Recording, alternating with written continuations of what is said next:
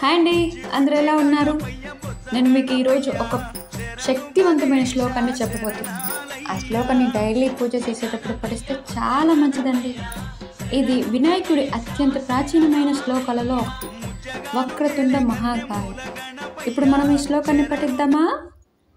వక్రతుండ మహాకాయ సూర్యకోటి సమప్రభా నిర్విఘ్నం కురు మే దేవా సర్వకార్యేషు సర్వదా. వక్రతుండ మహాకాయ అంటే వంకర తొండము కలవాడని అర్థం. గొప్ప శరీరము ఉన్నవాడు.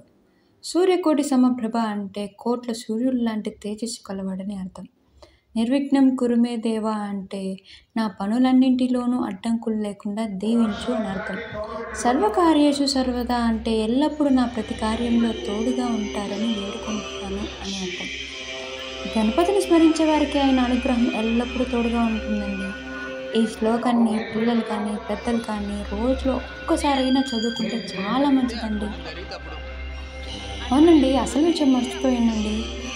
మనం వినాయకుడి బొమ్మను ఎందుకు పెట్టుకుంటాం, ఎందుకు నిమజ్జనం చేస్తాం తెలిస్తే కమెంట్ చేయండి. నెక్స్ట్ వీడియోలో ఎందుకు చేస్తారో డీటెయిలింగ్గా చెప్తాను. అంటే దెన్ బాయ్ అండి. Please do watch and subscribe.